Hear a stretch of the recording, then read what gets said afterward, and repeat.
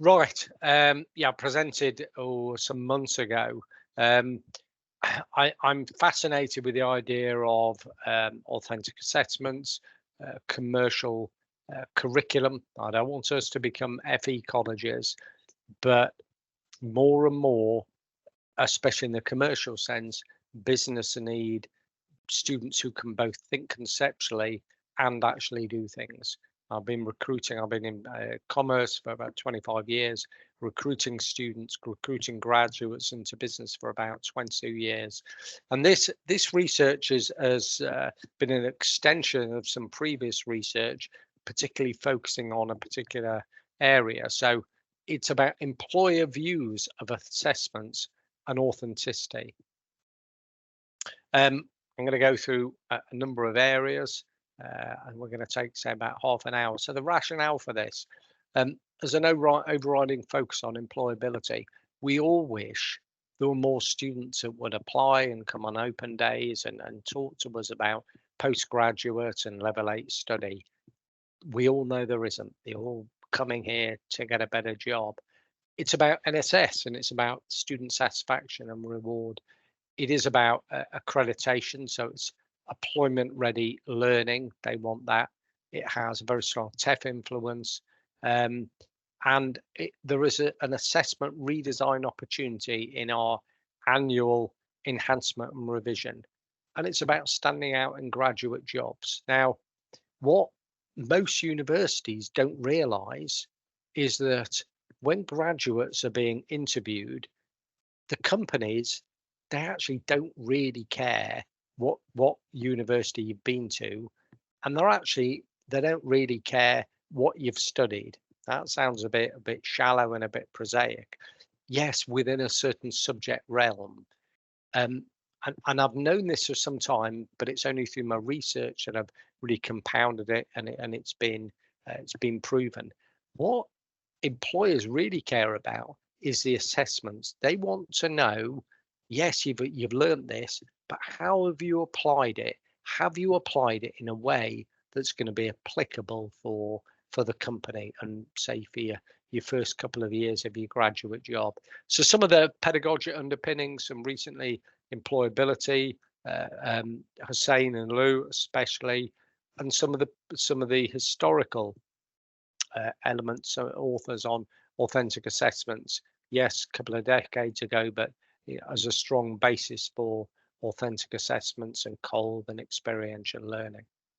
So what did I look at? So I looked at 3 different cohorts, and there may only be a smaller sample size, but these were VP level, director level in the companies, and extensive conversations that were recorded, that were transcribed and coded.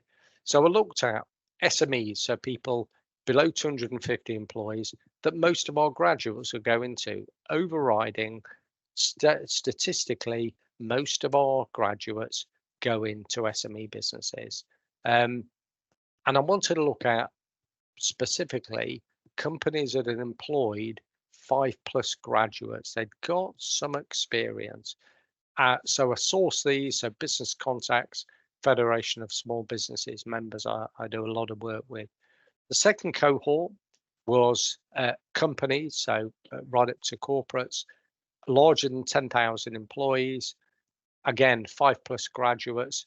I do a lot of work with the Chamber of Commerce and have a number of LinkedIn connections from 25 years in business. And then I wanted to look at agencies. So I do come from a marketing background, but it's creative agencies, consultative agencies, specialist agencies, not just in the marketing sense. And a similar thing. So much smaller amount of employees, 5+ graduates, commercial contacts and previous collaborations. So these were the cohorts. And I looked at these 3 different areas. So if I look around the discussion areas, what did they feel was the academics' understanding of business needs? The assessment relevance when they spoke with students, and I shared a number of assessments, both from the university I work at, but then anonymously from other universities, with there was no connection, ethical approval, was fine or passed. There was no mention of any grades. This was pre-asking the questions and the type of assessments. And thirdly, the ability to demonstrate skills and achievement in HE assessments. Now, it's a whole load of information that came out of this, and I won't read through every single word, but some of the key things for the small to medium-sized businesses, they felt good theoretical understanding, but little evidence of application for business. That the assessment didn't. A lot of what they were taught is great, but the assessments, they felt case study based. They weren't relevant. They weren't live. There was definitely a void between what actually happens in practice. Too generic, demonstrates intelligence and memory, but minimal application, so little use. And then graduates struggle to demonstrate the impact. Can they explain how what they learned would be beneficial to a business?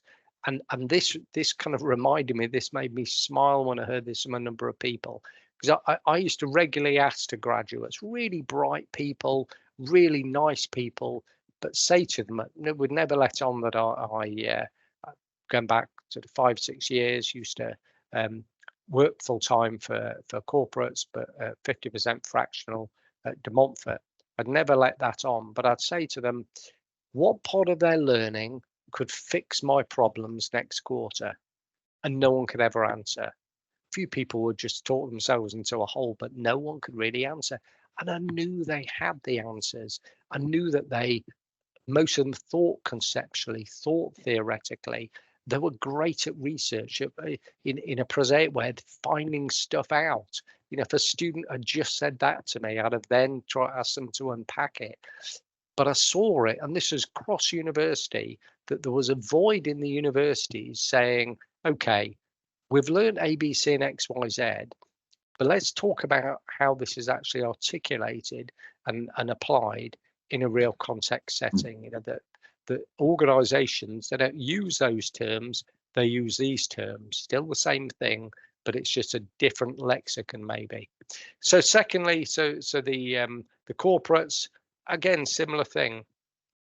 They and the first comment I put here, would benefit from academics having an internship.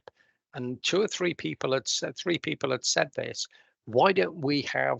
Wouldn't it be a great idea if we had academics that came to work with us just for a month, just so that they understood just over the summer when there's not many students around? They all think, wouldn't that give them a more granular appreciation? Again, assessment relevance, so possibly relevant, but needs knowledge of commercial pressures of the actual processes. And again, very few graduates can explain how their achievements can be part of my challenges. There's that lack of understanding of the day-to-day, the week-to-week challenges. Yes, they understand some of the industry pressures, but it's the more granular element. And in the agency, very similar things, some understanding of the strategy, day-to-day challenges, although quite relevant, some practical, and then inability to show and tell what their achievements have been. And it was strikingly obvious that they all valued the education, but to a number of companies, the majority of companies, it was, well, the learning's the learning. We expect them to learn. What we want to know is how can they actually apply their knowledge, not just in a case study, not just in a made-up essay or assignments, but actually on something real. So I wanted to pick this out because this kept coming back, and I put this in a chart form. This is representative of a number of, and these were people in HR or were part of the graduate recruitment process. They said something as simple as this: why don't academics actually look at what we're asking for in our job advertisement? What the 2 things? Why don't they understand what are the big chunks of task that graduates have to do in the first year of their job? and no matter what they've learned, and it'll be within a realm, and we don't know what specific industry, we don't know what size of company, but there will typically be a pattern of big projects of work they get involved in. And a number of the companies said, why don't academics ask us what they are? And they design their assessments like that, so they can instantly show what they've done. And this chart really pertains to a number of companies that had said, why don't we have graduates that they'd never had the graduates that had said, for example, this is the job requirements, these are the assessments that have done. There may not be authentic live assessments, but we've done that kind of thing that you need in this particular assessment. I've learned this, I've actually done this, and I could match with your requirements in responsibilities. Bless you. So it's that simple, and although it may not be the most theoretically academic approach, for our TEF results, for our rating results, for student satisfaction, for employability, this is what industry is saying to us, that there's a void and it can be simply fixed. So with authentic assessments, there are a number of approaches, from individual live in-house based projects that are based on elements of the university, and also reaching out to companies. There's group remote-based live projects. No one really likes group at university, or rather cluster may have been a better word. Live situation assessments, where the academic has the blueprint, has the structure at a base level of foundation, the pedagogic foundation, but it's overlaid with a live context. And so the students, again, it still fulfills the requirement for the learning outcomes, but it is based on an absolutely live situation, almost as a kind of junior consultancy. Placement year assessments, and then university investigative assessments. So kind of KTP sort of thing. So there's a spectrum. And for the live situation assessments, I've actually started to do this with a program that I look after, in that each of the assessments, I've said to the module leaders, I'm not going to change what you want to do as your learning outcomes, but what I want to do is overlay it with a live context. We have the second one this week, the third briefing this week. We have the biggest agency in Leicestershire, Rock Kitchen Harris, and they're taking, I'd brief the agency on what the learning's been, what the assessment is, and they talk comprehensively, but a history. They talked about the assessment, and then they overlaid it with the live client view. And one of the reasons why they're really interested in this is because they love working with the universities. A lot of universities don't realize that businesses love the cachet of working with the university.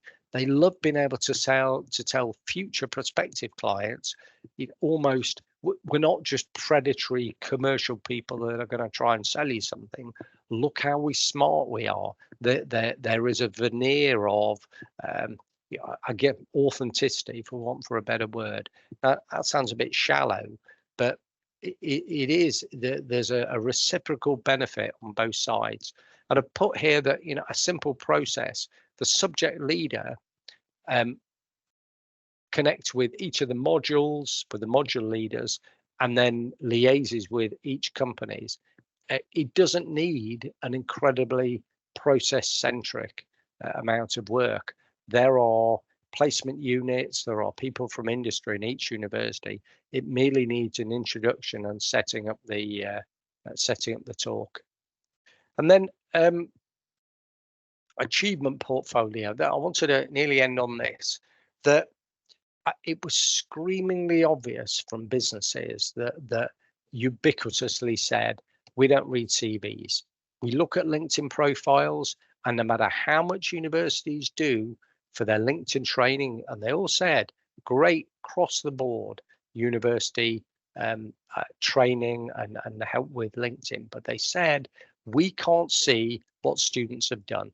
We don't know. We know they're smart from their applications for their initial assessments, but we can't see what they've done. They said, you know, if you're doing an art and design assessment, they instantly know what people have done. They know what they've learned, and they know how they've applied it and what they can actually do.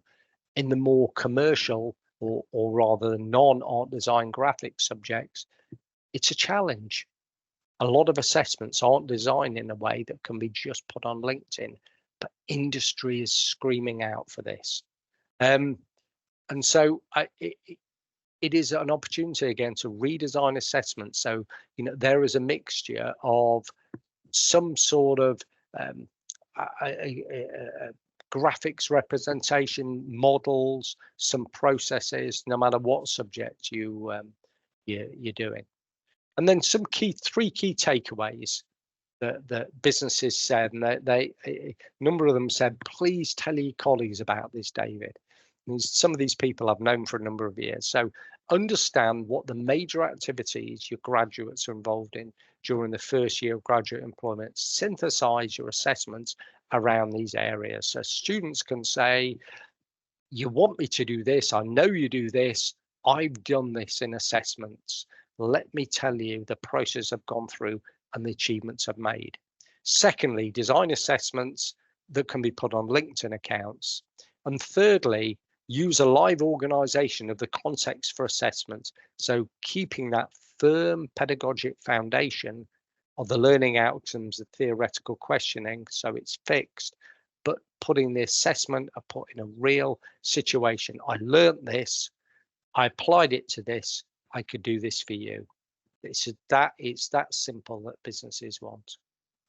So I do a number of talks of free of charge talks with the universities and help with planning meetings and those sort of things. If anyone's got any requirement or any questions after this meeting, then please get in contact with me. I'll be really, really happy to help.